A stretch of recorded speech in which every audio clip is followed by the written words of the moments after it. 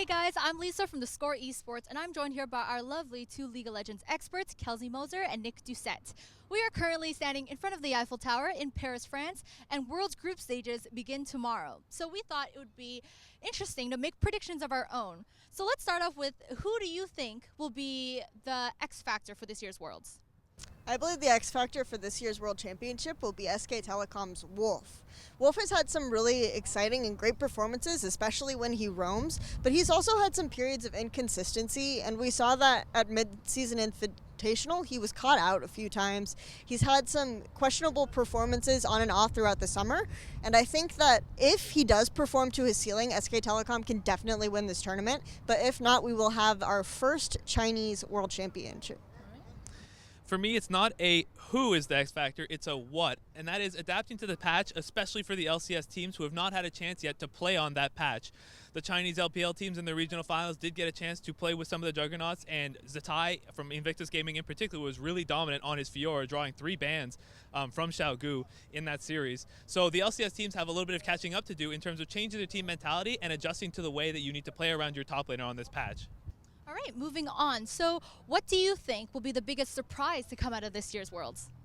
I think the biggest surprise will be an upset in group stage, and I'm still not sure if I even 100% agree on this, but I think that Origin has what it takes to beat KT, especially with their jungle mid duo in Amazing and Mythy.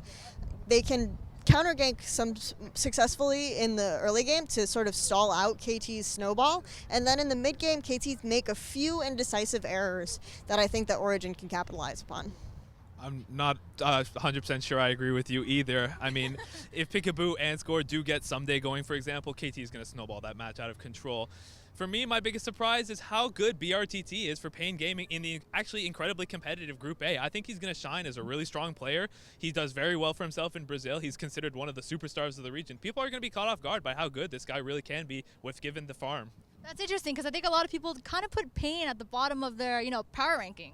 I didn't say they would win necessarily. I just said people are going to be very, very impressed at how good BRTT can be. All right, well, speaking of bold predictions, let's make some crazy ones. What's something that you think could happen, but no one would agree with you? So, just to continue the theme of putting down KT, because apparently this is what I enjoy doing, I think that there's a good chance that we could have KOO first out of Group A, and then, of course, if KT make it out of Group D, then we could have that matchup in the quarterfinals, and I think that KOO will slaughter the KT roster team. I'm going to go complete opposite, because I actually think there's a good chance that one of the 3 Korean teams does not make it out of groups, and KOO is the front runner in that particular race for the sad award that is first Korean teams to not make it out of groups. And should I be the champion for NA and say that C9 makes it out? Not a chance. All right, now, who do you think will make it to the finals? The final matchup, who will it be? I'm going to go the opposite direction of what most people predict, which is that SK Telecom will make the finals. I think that I have to rely on a bit of chance here to make LGD and SKT face in the semifinals instead of course, the Chinese team kill semifinals or quarterfinals that we've gotten in the past.